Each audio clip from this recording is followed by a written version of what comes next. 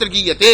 ವೇದದಲ್ಲಿ, ರಾಮಾಯಣದಲ್ಲಿ, ಆದಿಯಲ್ಲಿ, ಮಧ್ಯದಲ್ಲಿ, ಅಂತ್ಯದಲ್ಲಿ. ನೋಡಿ, ಮಹಾಭಾರತದಲ್ಲಿ ನಾರಾಯಣಂ ನಮಸ್ಕೃತ್ಯ ಬಂತು, ಮಧ್ಯದಲ್ಲಿ ಗೀತಾ ಬಂತು, ಕಡೆಯಲ್ಲಿ ಪಾಂಡವರು ಸ್ವರ್ಗಾರೋಹಣಕ್ಕೆ ಹೋಗ್ತಾ ಇದ್ದಾರೆ.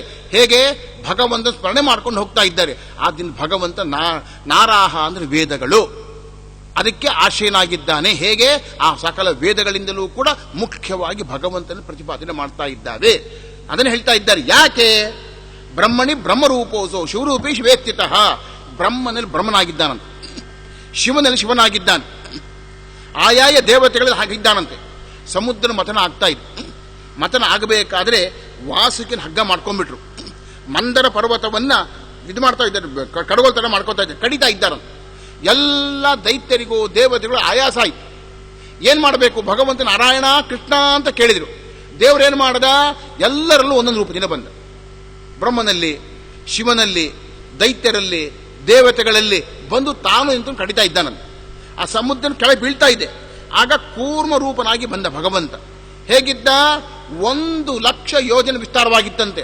ಅಂಥ ಕೂರ್ಮ ಪರ್ವತವನ್ನು ಬೆನ್ನಿನ ಮೇಲೆ ಇಟ್ಕೊಂಡಾಗ ಭಗವಂತನಿಗೆ ಏನಾಯಿತು ಅಂತ ಕೇಳಿದ್ರೆ ತುರಿಕೆ ಹೋಯ್ತಂತೆ. ಅದನ್ನು ನಿರಾಯಾಸ ತರ್ಕೊಂಡಿದ್ದಾನೆ. ಅಲ್ಲಿ ದೈತ್ಯರಿಗೆ ಆಯಾಸ ಬಂತು, ದೇವತೆಗಳಿಗೆ ಆಯಾಸ ಬಂತು, ಆದರೆ ಪರಮಾತ್ಮನಿಗೆ ಆಯಾಸ ಅಂತ ಹೇಳ್ತಕ್ಕಂಥ ಬರಲೇ ಇಲ್ಲ.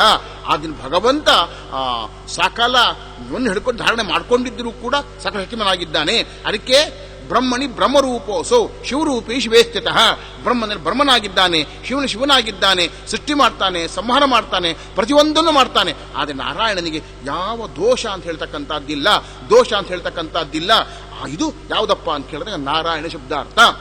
ಸಕಲ ವೇದಗಳು ಆ ಪರಮಾತ್ಮನನ್ನ ಹೇಗೆ ಪ್ರತಿಪಾದನೆ ಮಾಡ್ತಾ ಇದ್ದಾವೆ ಅಂತ ಕೇಳಿದ್ರೆ ಸಕಲ ದೋಷರಹಿತ, ದೋಷರಹಿತ ಅಂತ ಹೇಳ್ತಾ ಇದ್ದಾವೆ. ಆದ್ದರಿಂದ ಆ ಇಂಥ ಗಾಯತ್ರಿ ಗಂಗಾ, ಗೀತಾ ಗಂಗಾಚ ಗಾಯತ್ರಿ ಗೋವಿಂದೇರಿ ಸದಾ ಸ್ಮೃತಿ. ಗೋವಿಂದ ಅಂತ ಹೇಳ್ಬೇಕಂತ, ಸಕಲ ಕಾಲದಲ್ಲಿ ಭಗವನ್ ನಾಮ ಸ್ಮರಣೆ ಮಾಡಬೇಕಂತ. ಎಷ್ಟು ಪುಣ್ಯ ಇದೆ ಅಂತ ಕೇಳಿದ್ರೆ ಭಗವಂತನ ನಾಮಕ್ಕೆ ಎಷ್ಟು ಶಕ್ತಿ ಇದೆ ಅಂದ್ರೆ ಅಷ್ಟು ಪಾಪವನ್ನು ನಾವು ಮಾಡೋದಿಲ್ಲ. ನಾರಾಯಣೋ ನಾಮ ನರೋ ನರಾಣಂ ಪ್ರಸಿದ್ಧ ಚೋರ ಪ್ರಜ ಪೃಥಿವ್ಯಾಂ ಅನೇಕ ಜನ್ಮಾಡಿದ ಪಾಪಪುಂಜರಂ ದಹತ್ಯ ಶೇಷಂ ಸ್ಮೃತ ಮಾತ್ರ. ದೊಡ್ಡ ಕಳ್ಳ. ಸ್ಮರಣೆ ಮಾಡ್ಕೊಂಡು ಸಾಕಂತೆ, ಸ್ಮೃತ ಮಾತ್ರ ಏವ, ಸ್ಮರಣೆ ಮಾಡ್ಕೊಂಡು ಸಾಕಂತೆ. ಏನು ಮಾಡ್ತಾನೆ? ಅನೇಕ ಜನ್ಮಾರ್ಜಿತ ಪಾಪ ಪುಂಜರಂ. ಅನೇಕ ಜನ್ಮದಲ್ಲಿ ನಾವು ಸಂಪಾದನೆ ಮಾಡಿರ್ತಕ್ಕಂಥ ಪಾಪ ಸಮೂಹವನ್ನ ಎಲ್ಲವನ್ನು ಭಗವಂತ ಸುಟ್ಟಾಕ್ಬಿಡ್ತಾನೆ. ಸಾಕ್ಷಿ ಯಾರು? ಅಜಾಮಿಳ. ನಮ್ಮನ್ನೇ ಹೇಳಿದೆ, 80 ವರ್ಷಗಳ ಕಾಲ ಮಾಡದೇ ಇರ್ತಕ್ಕಂಥ ಪಾಪವನ್ನು ಎಲ್ಲ ಮಾಡಿಬಿಟ್ಟ. ಕಡೇ ಕಾಲ ಬಂತು, ಯಮಭಟರು ಹಿಡ್ಕೊಂಡು ಹೋಗ್ತಾ ಇದ್ದಾರೆ. ತಕ್ಷಣ ಏನು ಮಾಡದ? ನಾರಾಯಣ ಅಂತ ಕರೆದ. ಅವನ ಬಾಯಿಯಿಂದ ಸ್ಮೃತಿ ಕಾಲದಲ್ಲಿ ಭಗವನ್ ನಾಮ ಬಂತು. ತಕ್ಷಣ ವಿಷ್ಣು ದೂತರು ಬಂದು ಬಿಡಿಸ್ಕೊಂಡು ಹೋಗ್ತಾ ಇದ್ದಾರೆ, ಸಕಲ ಪಾಪ ನಿರ್ಮುಕ್ತನಾಗಿ ಮಾಡ್ತಾ ಇದ್ದಾರೆ. ಅದು ಭಗವಂತನ ನಾಮದ ಶಕ್ತಿ. ಅಷ್ಟು ಪಾಪ ನಾವು ಮಾಡೋದಿಲ್ಲ. ವಿಜೇಂದ್ರ ಸ್ವಾಮಿಗಳು ಅಂತ ಒಬ್ರು, ಅವರು ರಾಯರ ಗುರುಗಳು, ಆದ ಸುಧೀಂದ್ರ ಗುರುಗಳು, ಪರಮ ಗುರುಗಳು. ಅವರು ಒಂದು ಕಡೆ ಹೇಳ್ತಾರೆ, ಲಕ್ಷ್ಮೀದೇವಿಗೆ ಎರಡನೇ ಲೆಕ್ಕ ಹಾಕಿ ಬರೋದಿಲ್ಲ ಅಂತ. ಒಂದು ನಾನು ಮಾಡಿರ್ತಕ್ಕಂಥ ಪಾಪ, ಇನ್ನೊಂದು ಭಗವಂತನ ಗುಣ. ಅಂದ್ರೆ ಅಷ್ಟು ಪಾಪ ಮಾಡ್ತೇವೆ. ಎಷ್ಟು ಪಾಪ ಮಾಡ್ತೇವೆ? ಒಂದು ಕ್ಷಣ ಅಂತ ಕೇಳಿದಾಗ, ಒಂದು ನಿಮಿಷದಲ್ಲಿ ಅಲ್ಲಿರ್ತಕ್ಕಂಥ ಒಂದು ಹೇಸಿಗೆ ಇರುತ್ತಲ್ಲ, ಹೇಸಿಗೆಯಲ್ಲಿ ಇರ್ತಕ್ಕಂಥ ಒಂದು ಕ್ರಿಮಿ ಇರ್ತದೆ, ಅಂಥ 6 ಕ್ರಿಮಿ ಆಗ್ತಕ್ಕಂಥ ಪಾಪ ನಾವು ಮಾಡ್ತೇವೆ. ಆದ್ದರಿಂದ ಅಷ್ಟು ಪಾಪನ ಕ್ಷಣ ಕ್ಷಣಕ್ಕೂ ನಾವು ಮಾಡ್ತಾ ಇರ್ತೇವೆ. ಆದ್ದರಿಂದ ನಮ್ಮ ಪಾಪಕ್ಕೆ ಎಣೆ ಇಲ್ಲ. ಪರಿಹಾರ ಹೇಗೆ? ಗಾಯತ್ರಿ ಜಪ ಮಾಡ್ತೇವೆ, ಕಡೆಯಲ್ಲಿ ಅಚ್ಯುತಾಯ ನಮಃ, ಅನಂತಾಯ ನಮಃ, ಗೋವಿಂದಾಯ ನಮಃ ಹೇಳ್ತೇವೆ. ಮಧ್ಯೆ ಮಂತ್ರ ತಂತ್ರ ಸ್ವರವರ್ಣ ಜ್ಞಾತ ಅಜ್ಞಾನ ದೋಷ ಪರಿಹಾರಾರ್ಥಂ ನಾಮತ್ರಯಾಖ್ಯಂ ಜಪಂ ಕರಿಷ್ಯೆ ಅಚ್ಯುತಾಯ ನಮಃ, ಅನಂತಾಯ ನಮಃ, ಗೋವಿಂದಾಯ ನಮಃ. ಆಗ್ಲೂ ನಮ್ಮ ಮನಸ್ಸೆಲ್ಲೋ ಹೋಗಿರ್ತದೆ, ಅಲ್ಲೂ ಪ್ರಾಯಶ್ಚಿತ್ತ ಆಗುದಿಲ್ಲ. ಅದಕ್ಕೇನು ಮಾಡಬೇಕು? ಭಕ್ತಿಯಿಂದ ನಾರಾಯಣ ಕೃಷ್ಣ ಮುಕುಂದ ಸ್ಮರಣೆ ಮಾಡಿಬಿಟ್ರೆ ಆ ಪಾಪ ಎಲ್ಲ ಪರಿಹಾರವಾಗುತ್ತೆ. ಅದಕ್ಕೆ ಗೋವಿಂದ. ಹೇಗೆ? ಭಗವಂತ ಸ್ಮರಣೆ ಮಾಡಬೇಕು. ಹೇಗೆ? ಗೋಪಿ ಚಂದ್ರ ಧರಿಸ್ಕೊಂಡು ಮಾಡಬೇಕಂತ. ಕೃಷ್ಣದೇವರ ಅಂಗದ ಸಂಪರ್ಕ ಪಡ್ಕೊಂಡಿರ್ತಕ್ಕಂಥ ಒಂದು ಮೃತ್ತು ಮಣ್ಣು ಗೋಪಿಚಂದನ. ಇದು 5 ಗಕಾರಗಳು. 5 ಗಕಾರ ಇತ್ತು ಅಂತ ಕೇಳಿದಾಗ ನಮಗೆ ಪುನರ್ಜನ್ಮ ಅಂತ ಹೇಳ್ತಕ್ಕಂಥದ್ದಿಲ್ಲ. ಅದನ್ನು ಹೇಳ್ತಾ ಇದ್ದಾರೆ. ಗೀತಾ ಗಂಗಾಚ ಗಾಯತ್ರಿ ಗೋವಿಂದೇತಿ ಸದಾ ಸ್ಮೃತಿ ಚತುರ್ಗಕಾರ ಸಂಯುಕ್ತೆ ಪುನರ್ಜನ್ಮ ನ ವಿದ್ಯತೆ. ಹೀಗೆ ಮಾಡ್ತಾ ಇದ್ದಾಗ ಪುನರ್ಜನ್ಮ ಅಂತ ಹೇಳ್ತಕ್ಕಂಥದ್ದಿಲ್ಲ. ಯಾಕೆ? ಸರ್ವಶಾಸ್ತ್ರಮಯೀ ಗೀತ. ಸರ್ವ ತೀರ್ಥಮಯೀ ಗಂಗಾ, ಸರ್ವ ಮಂತ್ರಮಯೋ ಮನುಃ, ಸರ್ವ ದೇವಮಯೋ ಹರಿಹಿ. ಈಗ ತಾನೇ ಹೇಳಿದಾಗೆ ಪರಮಾತ್ಮನ ಸ್ವರೂಪದಲ್ಲಿ, ಕೃಷ್ಣನ ಸ್ವರೂಪದಲ್ಲಿ, ಕೃಷ್ಣನಲ್ಲಿ ಸಕಲವನ್ನೂ ಅರ್ಜುನ ಕಂಡು. ಅದಕ್ಕೆ ಸಕಲ ಪರಮಾತ್ಮ ಎಂಥವನು? ಗೋವಿಂದ ಸಕಲ ದೇವತಾ ಸಾರಭೂತನಾಗಿದ್ದಾನೆ, ಸಕಲವೂ ಅವನ ಅಧೀನವಾಗಿದ್ದಾವೆ. ನೋಡಿ, ಮರ ಇರ್ತದೆ, ಗೆಲ್ಲಿರ್ತದೆ, ಎಲೆಗಳಿರ್ತಾವೆ. ಆ ಎಲೆಗಳಿಗೆ ನೀರು ಹಾಕಿದ ಪ್ರಯೋಜನವಿಲ್ಲ, ಮೂಲಕ್ಕೆ ಹಾಕ್ಬೇಕಂತ ಬೆಳಿತವೆ. ಅದೇ ರೀತಿ ಸಕಲ ಎಲ್ಲರಿಗೂ ಮೂಲ ಯಾರು? ಪರಮಾತ್ಮ. ಊರ್ಧ್ವ ಮೂಲ ಮದಶಾಕಂ ಅಶ್ವತ್ಥಂ ಪ್ರಾಹುರವ್ಯಂ ಅಂತ ಕರೀತಾ ಇದ್ದೇನೆ. ಎಲ್ಲಕ್ಕೂ ಮೂಲನಾಗಿದ್ದಾನೆ. ಅಲ್ಲಿ ಸ್ಮರಣೆ ಮಾಡಿದಾಗ, ಆ ಪರಮಾತ್ಮ ಸ್ಮರಣೆ ಮಾಡಿದಾಗ ಸಕಲ ಪಾಪವೂ ಹೋಗುತ್ತೆ. ಯಾರನ್ನು ಸ್ಮರಣೆ ಮಾಡ್ತೀರಾ? ಎಷ್ಟು ಜನ ದೇವತೆಗಳು? ನೂರಾರು ದೇವತೆ, ಮುಕ್ಕೋಟಿ ದೇವತೆಗಳು. ಅವರ ಹೆಸರು ನಮ್ಗೆ ಗೊತ್ತಿಲ್ಲ. ಒಬ್ಬ ಟೀಚರ್ ಸ್ಕೂಲಲ್ಲಿ ಇರ್ತಾನೆ, 100 ಜನ ವಿದ್ಯಾರ್ಥಿಗಳಿರ್ತಾರೆ. 4 ಜನ ಹೆಸರು ವಿದ್ಯಾರ್ಥಿ ಅವನಿಗೆ ಗೊತ್ತಿರುತ್ತೆ, ಟೀಚರಿಗೆ. ಉಳಿದ ಹೆಸರು ಗೊತ್ತಿರೋದಿಲ್ಲ. ಯಾರಿಗೇನು ಮಾತಾಡೋದು, ಏನ್ ಮಾಡ್ಲಿಕ್ಕಾಗತ್ತೆ? 4 ಜನ ವಿದ್ಯಾರ್ಥಿಗಳ ಹೆಸರೇ ನಮ್ಮ ಟೀಚರಿಗೆ ಗೊತ್ತಿಲ್ಲ ಅಂತ ಕೇಳಿದಾಗ ಬೇರೆಯವ್ರ ಹೆಸರು ತಿಳ್ಕೊಳ್ಳಿಕ್ಕಾಗತ್ತೆ? ಅದೇ ಮುಕ್ಕೋಟಿ ದೇವತೆಗಳ ಹೆಸರನ್ನು ಹ್ಯಾಕೆ ತಿಳ್ಕೊಳ್ಳಿಕ್ಕಾಗತ್ತೆ? ಅದಕ್ಕೆ ಸರ್ವಕ್ಕೂ ಮೂಲನಾಗಿರ್ತಕ್ಕಂಥ ವ್ಯಕ್ತಿ ಯಾರಪ್ಪ ಅಂತ ಕೇಳಿದಾಗ ನಾರಾಯಣ ನಾರಾಯಣ ನಾರಾಯಣ ನಾರಾಯಣ. ಆದ್ದರಿಂದ ಅವನ ಸ್ಮರಣೆ ಮಾಡಬೇಕು. ಅವನ ಸ್ಮರಣೆ ಮಾಡಿಕೊಂಡು ಮಾಡಬೇಕಂತೆ. ಆ ಗಾಯತ್ರಿಯನ್ನು ನಾವು ಮಾಡಬೇಕು. ಈಗ ತಾನೇ ಹೇಳಿದಾಗೆ ಧ್ಯೇಸದಾ ಸವಿತಮಂಡಲ ಮಧ್ಯವರ್ತಿ ನಾರಾಯಣ ಸರಿಶಾಸನ ಸನ್ನಿವಿಟ್ಟ ಕೇಯೂರವಾನ್ ಮಕರಕುಂಡಲವಾನ್ ಕಿರೀಟಿ ಹಾರಿ ಹಿರಣ್ಮಯೋಪು ದೃಶಂಕ ಚಕ್ರ ಅಂತ ಹೇಳಿ ಧ್ಯಾನ ಶ್ಲೋಕದಿಂದ 1008 108 ಆನಂತರದಲ್ಲಿ 10 ಅಷ್ಟನ್ನು ಮಾಡಬೇಕಂದ್ರೆ ಇದಕ್ಕೆ 3 ಪಟ್ಟು ಹೆಚ್ಚಿಗೆ ಅಷ್ಟಾಕ್ಷರ ಜಪ. ಅಷ್ಟಾಕ್ಷರ ಓಂ ನಮೋ ನಾರಾಯಣಾಯ. ಇದಕ್ಕೆ 2 ಪಟ್ಟು ಹೆಚ್ಚು ಓಂ ನಮೋ ಭಗವತಿಯ ವಾಸುದೇವ ಮಾಡಬೇಕು. ಅಂದ್ರೆ 12 ಅಕ್ಷರ ಮಂತ್ರ. ಯಾಕೆ ಮಾಡ್ಬೇಕಿಲ್ಲಿ? ಸುಮ್ಮನೆ ಮಾಡಬೇಕು ಅಂತ ಮಾಡೋದಲ್ಲ. ಇದಕ್ಕೆ ಅಂದ್ರೆ ಕಾರಣ ಬೇಕಲ್ಲ, ಏನಾದ್ರು ಸೈಂಟಿಫಿಕ್ ರೀಸನ್ ಇದೆಯಾ? ಇದಕ್ಕೆ ಇದೆ. ಯಾಕೆ ಅಂದ್ರೆ ಗಾಯತ್ರಿ ಇದೆ. ಮೊದಲು ಓಂಕಾರಕ್ಕೆ ಬರೋಣ. ಓಂಕಾರಕ್ಕೆ ಎಷ್ಟು ಅಕ್ಷರ? 8 ಅಕ್ಷರ. ಅಕಾರ, ಇಕಾರ, ಉಕಾರ, ಮಕಾರ, ನಾದ, ಬಿಂದು, ಘೋಷ, ಶಾಂತ, ಅತಿಶಾಂತ ಅಂತ ಹೇಳ್ತಕ್ಕಂಥ 8 ಅಕ್ಷರ. ಆ 8 ಅಕ್ಷರಗಳಿಂದ ಪ್ರತಿಪಾದ್ಯವಾಗಿರ್ತಕ್ಕ ಭಗವನ್ಮೂರ್ತಿ ವಿಶ್ವ, ತೈಜಸ, ಪ್ರಾಜ್ಞಾ, ತುರಿಯ, ಆತ್ಮ, ಅಂತರಾತ್ಮ, ಪರಮಾತ್ಮ, ಜ್ಞಾನಾತ್ಮ ಅಂತ 8 ಮೂರ್ತಿ. ಅದನ್ನ ಹೇಳ್ತಕ್ಕಂಥ ಅಕಾರ, ಉಕಾರ, ಮಕಾರ, ನಾದ, ಬಿಂದು, ಘೋಷ, ಶಾಂತ, ಅತಿಶಾಂತ ಅಂತ ಹೇಳ್ತಕ್ಕಂಥ 8 ಅಕ್ಷರಗಳು. ಅದನ್ನು ಪ್ರತಿಪಾದ್ಯವಾಗಿರೋ 8 ಮೂರ್ತಿಗಳು. ಅಂದ್ರೆ 8 ಅಕ್ಷರ ಆಯ್ತು. ಸ್ವಯಂ ಅಷ್ಟಾಕ್ಷರೋ ಮತಃ 8 ಅಕ್ಷರ ಅಂತ ಕರೀತಾ ಇದ್ದಾರೆ. ನೋಡಿ, ಗಾಯತ್ರಿ ಹೇಗಿದೆ? ಅಲ್ಲೂ 24 ಅಕ್ಷರ. ಏನು ಮಾಡಬೇಕು? ಗಾಯತ್ರಿ ಇದೆಯಲ್ಲ 24 ಅಕ್ಷರ, ಅದನ್ನ 10 ಇಟ್ಕೊಂಬೋಣ. 10 ನಾರಾಯಣಾಕ್ಷರ 10 ಅಲ್ಲ 30 ವಾಸುದೇವ ಡಬಲ್ ಮಾಡಬೇಕು. ಅಂದ್ರೆ 20 ಡಬಲ್ ಮಾಡಿ 10 ಗಾಯತ್ರಿ ಮಾಡಿದಾಗ 20 ವಾಸುದೇವಾಕ್ಷರ ಮಾಡಬೇಕು. ಕೌಂಟ್ ಮಾಡೋಣ. ಈಗ 24 ಒಂದು ಹೊತ್ತಿಗೆ 10 ಗಾಯತ್ರಿ ಮಾಡ್ತೀನಿ ಇಟ್ಕೊಂಬೋಣ. 24 ಅಕ್ಷರ ಹೇಳಿದಾಗ ಮಧ್ಯಾಹ್ನ 10 ಗಾಯತ್ರಿ, ಬೆಳಗ್ಗೆ 10 ಗಾಯತ್ರಿ, ಸಾಯಂಕಾಲ 10 ಗಾಯತ್ರಿ. ಆಗ ಏನಾಯ್ತು? 72 ಅಕ್ಷರ ಆಯ್ತು. 3 4 12 3 2 6 1 7 72 ಅಕ್ಷರ ಆಯ್ತು. ಅದೇ 1000 ಮಾಡಿದಾಗ 72,000 ಅದೇ 100 ಮಾಡಿದಾಗ 7,200 ಆಗುತ್ತೆ. 72,000 ಆಯ್ತು. ಅಷ್ಟಾಕ್ಷರ ನಾರಾಯಣಾಕ್ಷರ ಅದು 8. ಅದೆಷ್ಟು ಮಾಡಬೇಕು? 3 ಪಟ್ಟು ಹೆಚ್ಚಿಗೆ ಮಾಡಬೇಕು. 3 ಪಟ್ಟು ಅಂತ ಹೇಗೆ? 10 ಗಾಯತ್ರಿ ಮಾಡಿದಾಗ 30 ಮಾಡಬೇಕು. ನೋಡಿ, ಅವಾಗ ಏನಾಯ್ತು? 30 ಮಾಡಿದಾಗ 10 ತಗೊಂಡಾಗ ಅಲ್ಲಿ 240. ಗಾಯತ್ರಿ 10 ಸತಿ ಮಾಡಿದಾಗ 240 ಅಕ್ಷರ. ಅಷ್ಟಾಕ್ಷರ 10 ಸತಿ ಮಾಡಿದಾಗ 30% ಮಾಡಿದಾಗ 240 ಅಕ್ಷರ. ಮತ್ತೆ ವಾಸುದೇವ ದ್ವಾದಶಾಕ್ಷರ ಓಂ ನಮೋ ಭಗವತಿಯ ವಾಸುದೇವಾಯ ಡಬಲ್ ಮಾಡಬೇಕು. ಅದು ಎಷ್ಟಾಯ್ತು? 240 ಅಕ್ಷರ ಆಯ್ತು. ಆಗೇನಾಯ್ತು? 240,000 ತಗೊಂಡು ಹೋದಾಗ 72,000 ಆಯ್ತು. ಒಂದು ಹೊತ್ತಿಗೆ ನಾವು ಮಾಡ್ತಕ್ಕಂಥದ್ದು ನಮ್ಮ ದೇಹದಲ್ಲಿರ್ತಕ್ಕಂಥ 72,000 ನಾಡಿಗಳು. ಎಡಭಾಗದಲ್ಲಿ, ಬಲಭಾಗದಲ್ಲಿ, ಹೃದಯದಲ್ಲಿ ಇರ್ತಕ್ಕಂಥ ಎಲ್ಲಾ ಲೆಕ್ಕ ಹಾಕಿದಾಗ 72,000 ನಾಡಿಗಳು. ಅದಕ್ಕೆ ಒಂದೊಂದು ಅಕ್ಷರ ಒಂದೊಂದು ನಾಡಿಯನ್ನ ಪ್ರತಿನಿಧಿಸುತ್ತೆ. ಹೀಗೆ ಜಪ ಮಾಡ್ತಾ ಇದ್ದಾಗ ನಮ್ಗೇನಾಗುತ್ತೆ? 72,000 ನಾಡಿಗಳಿಗೂ ಕೂಡ ಒಂದು ಫಂಕ್ಷನ್ ಬಂದಂಗಾಗುತ್ತೆ. ಈಗ ರೇಡಿಯೋ ಇರುತ್ತೆ, ಅದನ್ನ ಟ್ಯೂನ್ ಮಾಡ್ಬೇಕು ನಾವು. ಒಂದೇ ಸ್ಟೇಷನ್ ಹಾಕ್ತಾ ಇದ್ದ ಅದೇ ಬರ್ತದೆ, ಬರೋದೇ ಇಲ್ಲ. ಕಡೆ ಅದು ಇದಾಗೋಗ್ಬಿಡುತ್ತೆ. ಟೈಪ್ ಮಾಡ್ತಿದ್ದೀವಿ, ಏನೋ ಒಂದೊಂದೇ ಹೊಡ್ತಾ ಇದ್ರೆ ಅದು ಮಾತ್ರ ಕೆಲಸ ಮಾಡುತ್ತೆ ಹೊರತು ಬೇರೆ ಮಾಡೋದಿಲ್ಲ. ಅದು ಒಂದು ಬಟ್ಟೆ ಇಟ್ಟಿರ್ತೀವಿ, ಮನೇಲಿ ಇರ್ತೀವಿ, ಎಲ್ಲ ಉಪಯೋಗಿಸ್ತಾ ಇರಬೇಕು.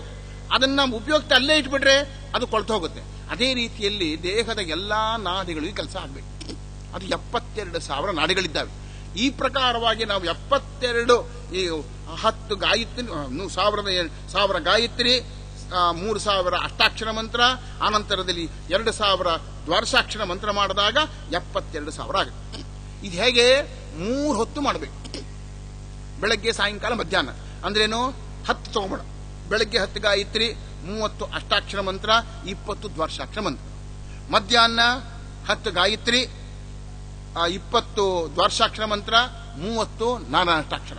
ಸಾಯಂಕಾಲವೂ ಹಾಗೆ. ಹೀಗೆ ಬಂದು ಏನಾಯ್ತು, ಈಗ 72 ಬಂತು.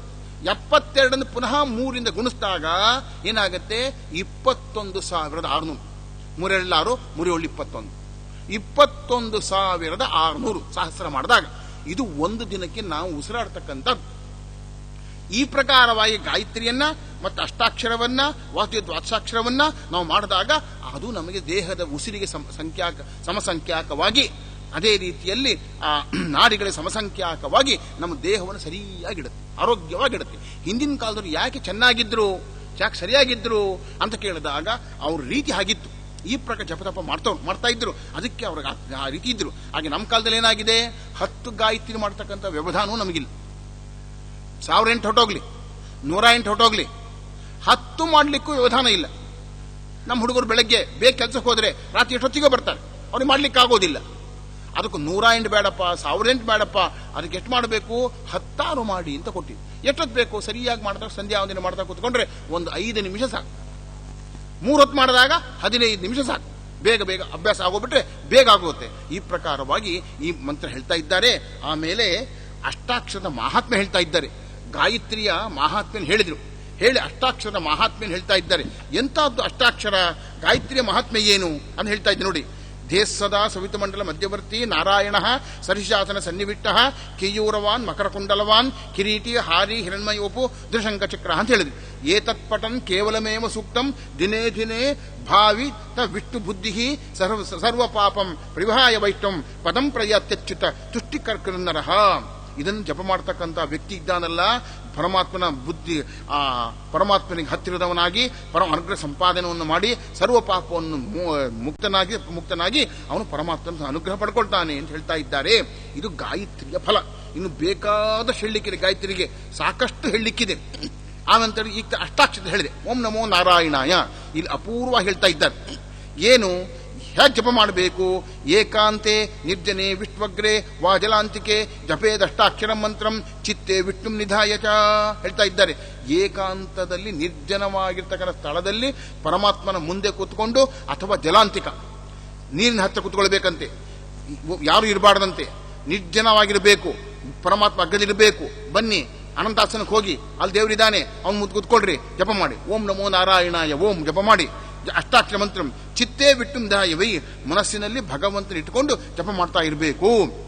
ಅದಕ್ಕೆ ಋಷಿ ಯಾರು ಹೇಳ್ತಾ ಇದ್ದಾರೆ, ಅಷ್ಟಾಕ್ಷರ ಮಂತ್ರಸ್ಯ ಋಷಿ ನಾರಾಯಣ ಸ್ವಯಂ ಛಂದಸ್ಯ ದೈವಿ ಗಾಯತ್ರಿ ಪರಮಾತ್ಮ ದೇವತಾ. ಋಷಿ ನಾರಾಯಣ, ಪರಮಾತ್ಮನೇ ದೇವತಾ. ಈ ಪ್ರಕಾರ ಮಾಡಬೇಕಂತೆ. ಹೇಗಿದೆ ಅದಕ್ಕೆ ಹೇಳ್ತಾ ಇದ್ದಾರೆ. ಈಗ ತಾನು ಹೇಳಿದಲ್ಲ, ಓಂ ನಮೋ ನಾರಾಯಣಾಯ ಅಂತ ಹೇಳ್ತಕ್ಕಂಥ 8 ಅಕ್ಷರ. ಅಲ್ಲಿ ಆ 8 ಅಕ್ಷರಕ್ಕೆ ಒಬ್ಬೊಬ್ಬ ಮೂರ್ತಿ, ವಿಶ್ವ, ತೈಜಸ, ಪ್ರಾಜ್ಞಾ, ತುರಿಯ, ಆತ್ಮ, ಅಂತರಾತ್ಮ, ಪರಮಾತ್ಮ, ಜ್ಞಾನಾತ್ಮ ಅಂತ ಹೇಳ್ತಕ್ಕಂಥ ಮೂರ್ತಿ ಇಟ್ಟುಕೊಂಡು ಅನುಸಂಧಾನ ಮಾಡ್ಕೊಂಡು ಮಾಡಬೇಕಂತೆ. ಓಂ ನಮೋ ನಾರಾಯಣೇತಿ ಮಂತ್ರ ಸರ್ವಾರ್ಥ ಸಾಧಕ ಭಕ್ತಾನಾಂ ಜಪತಾಂ ತಾತ ಸ್ವರ್ಗ ಮೋಕ್ಷ ಫಲಪ್ರದಃ ವೇದಾನಾಂ ಪ್ರಣವೇನೈವ ಸಿದ್ಧೋ ಮಂತ್ರ ಸನಾತನಃ ಸರ್ವಪಾಪರ ಶ್ರೀಮಾನ್ ಸರ್ವಮಂತ್ರೇಷು ಚೋತ್ತಮಃ ಏನ ಮಟ್ಟಾಕ್ಷರ ಮಂತ್ರಂ ಜಪೇನ್ ನಾರಾಯಣಂ ಸ್ಮರೇತ್. ಯಾವಾಗ ಸಂಧ್ಯಾ ಅವಸಾನೆ ಸರದಂ ಸರ್ವಪಾಪೈ ಪ್ರಮುಚ್ಯತೆ. ಸಂಧ್ಯಾ ಒಂದಿನ ಮುಗಿದ ತಕ್ಷಣ ಯಥಾಶಕ್ತಿ 10 ಗಾಯತ್ರಿ ಮಾಡಿದಾಗ 36 ಕೂಡ 30 ಅಷ್ಟಾಕ್ಷರ ಜಪ ಮಾಡಬೇಕು. ಆಗ ಮಾಡಿದಾಗ ಇದಕ್ಕಿಂತ ಶ್ರೇಷ್ಠವಾದ ಮಂತ್ರ ಯಾವುದೂ ಇಲ್ಲ. ಏಷ ಏವ ಪರೋ ಮೋಕ್ಷ ಏಷ ಸ್ವರ್ಗ ಉದಾಹೃತ. ಇದೇ ಮೋಕ್ಷ, ಇದೇ ಸ್ವರ್ಗ ಅಂತ ಕರೀತಾ ಇದ್ದಾರೆ. ಸರ್ವ ವೇದ ರಹಸ್ಯೇಭ್ಯೋ ಸಾರ ಏಷ ಮುದ್ರಿತಃ. ಅನಂತ ವೇದಗಳು, ಅನಂತ ಪುರಾಣಗಳು, ಅನಂತ ವಾಕ್ಯಗಳು ಒಬ್ಬೊಬ್ಬರು ಅಂತ ಹೇಳ್ತಾ ಇದ್ದಾರೆ. ಎಷ್ಟೆಷ್ಟೋ ಜನ ಆಚಾರ್ಯರು ಬಂದು ಎಷ್ಟೆಷ್ಟೋ ಹೇಳ್ತಾ ಇದ್ದಾರೆ. ಅದನ್ನೆಲ್ಲವನ್ನು ಕೂಡ ತಿಳ್ಕೊಳ್ಳಿಕ್ಕೆ ಆಗೋದಿಲ್ಲ, ಹೇಳಲಿಕ್ಕೂ ಆಗೋದಿಲ್ಲ. ಅದಕ್ಕೆ ಏನ್ ಮಾಡಬೇಕಪ್ಪ ಹೇಳ್ತಾ ಇದ್ದಾರೆ. ಸಂಧ್ಯಾ ವಂದನೆ ಕಾಲದಲ್ಲಿ ಏನಾದರೂ ನೀವು ಒಂದು ಮನೆ ಊಟಕ್ಕೆ ಹೋಗಿರ್ತೀರಾ, ಪರಾನ್ನ ಸ್ವೀಕಾರ ಮಾಡಿರ್ತೀರಾ, ಅಲ್ಲಿ ತಪ್ಪು ಆಗಿರ್ತೀರಿ, ದೋಷ ಬಂದಿರ್ತೀರಿ. ಯಾಕೆ ಒಬ್ಬರ ಮನೆ ಊಟಕ್ಕೆ ಹೋಗ್ತೇವೆ ನಾವೀಗ, ಅವನು ನಮಗೆ ಅನ್ನ ಹಾಕ್ತಾನೆ. ಅವನು ಮಾಡಿರ್ತಕ್ಕಂಥ ಪಾಪವೆಲ್ಲವೂ ಕೂಡ ಅವನು ಕೊಡ್ತಕ್ಕಂಥ ದಕ್ಷಿಣೆಯಲ್ಲಿ ಅನ್ನದಲ್ಲಿ ಇರ್ತಾರೆ. ಅದು ಪರಿಹಾರ ಆಗಬೇಕಲ್ಲ, ಅದಕ್ಕೆ ಹೇಳ್ತಾ ಇದ್ದಾರೆ. ಇನ್ನು ಜಪ ಮಾಡಬೇಕಂತೆ. ಏಷ ಇವ ಪರೋ ಮಂತ್ರ, ಏಷ ಇವ ಪರಂ ತಪಃ, ಏಷ ಏವ ಪರೋ ಮೋಕ್ಷ, ಏ ಸ್ವರ್ಗ ಉದಾಹೃತಃ, ಸರ್ವವೇದ ರಹಸ್ಯೇಭ್ಯ ಸಾರ ಏ ಸಮುದ್ರತಃ. ವಿಷ್ಣುನಾ ದೈವ ವಿಷ್ಣುವಾನಾಂ ಹಿ ಹಿತಾಯ ಮನುಜಾಂಪರ ಏವಂ ಜ್ಞಾತೋ ವಿಪ್ರೋ ಹೆತ್ತಾಕ್ಷಿಣಸ್ಪರೇ ಸರ್ವ ಪಾಪ ಹರಹ. ಸಕಲ ಪಾಪವನ್ನು ನಾಶ ಮಾಡತಕ್ಕಂಥದ್ದಾಗಿದೆ. ಇಂತಹ ಸರದಂ ಮಾಡ್ತಾ ಇದ್ದಾಗ ಸರದಂ ಸರ್ವಕಾಲದಲ್ಲಿಯೂ ಕೂಡ ಸರ್ವ ಪಾಪ ಮುಕ್ತನಾಗ್ತಾನಂದ. ಅಷ್ಟು ಶ್ರೇಷ್ಠವಾಗಿರ್ತಕ್ಕಂಥದ್ದು ಯಾವುದಪ್ಪ ಅಂತ ಕೇಳಿದಾಗ ಅಷ್ಟಾಕ್ಷರ.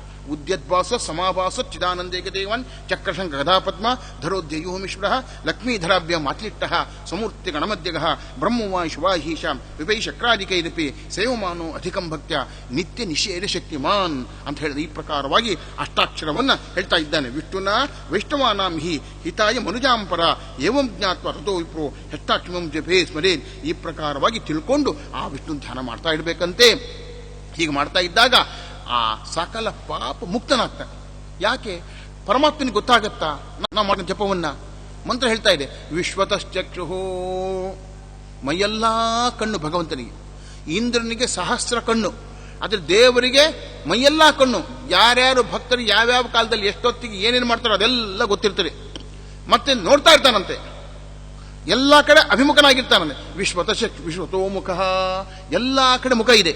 ಅದೇ ರೀತಿಯಲ್ಲಿ ವಿಶ್ವತಃ ಹಸ್ತಃ, ಎಲ್ಲಾ ಕಡೆ ಹಸ್ತ ಇದೆ. ಯಾರ್ಯಾರು ಏನು ಮಾಡ್ತಾರೋ, ಏನು ಎಂತು, ಯಾರಿಗೆ ಏನು ಕೊಡಬೇಕು ಎಲ್ಲ ಭಗವಂತನಿಗೆ ಗೊತ್ತು. ಅವನೇನು ಮಾಡ್ತಾನೆ ಅಂತ ಕೇಳಿದಾಗ ಎಲ್ಲಾ ಕಡೆ ತನ್ನ ಇಂದ್ರಿಯಗಳನ್ನು ಇಟ್ಟಿರ್ತಾನೆ. ಎಲ್ಲವೂ ಪರಮಾತ್ಮನಿಗೆ ಗೊತ್ತಾಗ್ತಾ ಇರ್ತಾರೆ. ಆಗ ನಾವು ಜಪ ಮಾಡಿದಾಗ ಅದೆಲ್ಲವೂ ಕೂಡ ಗೊತ್ತಾಗುತ್ತೆ. ರುಕ್ಮಿಣೀಶ್ವರದಲ್ಲಿ ಇದೇ ಮಾತು ಬರ್ತಾ ಇದೆ. ಅವಳು ಯಶೋದ ದೇವರನ್ನು ತೊಟ್ಟಲಾಗಿ ತೂಗ್ತಾ ಇರ್ತಾಳೆ. ತೂಗ್ತಾ ಇರಬೇಕಾದ್ರೆ ದೇವ್ರು ಕೇಳ್ತಾನಂತ, ಅಮ್ಮ ಹಾಡು ಹೇಳ್ತಾ ಇದ್ದೀಯ ನೀನು, ಯಾರನ್ನು ಕುರಿತು ಹೇಳ್ತಾ ಇದ್ದೀಯ? ಅವಳು ಹೇಳ್ತಾಳೆ, ಶೇಷಾಂಗ ಸಂಶಾಯಿನಂ, ವೈಕುಂಠದಲ್ಲಿ ಶೇಷಶಾಹಿಯಾಗಿದ್ದಾನಲ್ಲ ಭಗವಂತ, ಅವನನ್ನು ಕುರಿತು ಹೇಳ್ತಾ ಇದ್ದೇನೆ. ಅದಕ್ಕೆ ಅವಳು ಹೇಳ್ತಾಳೆ, ಕೃಷ್ಣ ಹೇಳ್ತಾನಂತೆ, ಅಮ್ಮ ನೀ ಹೇಳೋ ಹಾಡು ನನಗೇ ಕೇಳಿಸಲ್ಲ, ಅವನಿಗೆ ಯಾಕೆ ಕೇಳಿಸುತ್ತೆ? ಎಷ್ಟು ದೂರವೋ ವೈಕುಂಠ, ಎಷ್ಟು ದೂರ ಇದೋ ಗೊತ್ತಿಲ್ಲ, ಮಹಾ ದೂರ ಇದೆ. ಈ ಮೈಕಿಲ್ಲ ಅಂತ ಕೇಳಿದ್ರೆ ನಿಮಗೂ ನನ್ನ ಮಾತು ಕೇಳಲ್ಲ.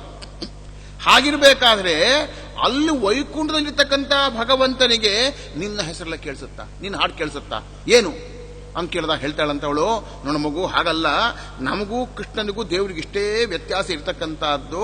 ದೇವರು ಎಲ್ಲಾ ಕಡೆ ಇದ್ದಾನೆ, ನಿನ್ನ ಹೃದಯದಲ್ಲೂ ಇದ್ದಾನೆ, ನನ್ನ ಹೃದಯದಲ್ಲೂ ಇದ್ದಾನೆ. ಅವನು ಏನು ಮಾಡುತ್ತಾನೋ ಅದೆಲ್ಲ ಅವನ ಅನುಗ್ರಹದಿಂದ ಮಾಡುತ್ತೇನೆ. ಅವನು ಏನು ನನ್ನ ಕೈಯಿಂದ ಕೆಲಸ ಮಾಡುತ್ತಾನೆ, ನನ್ನ ಹೃದಯದ ಇದ್ಕೊಂಡು ಕೇಳ್ತಾ ಇರ್ತಾನೆ. ಕೇಳ್ಕೊಂಡು ನಿನಗೆ ಕೇಳ್ತಾನೆ ಅವನು ಭಗವಂತ.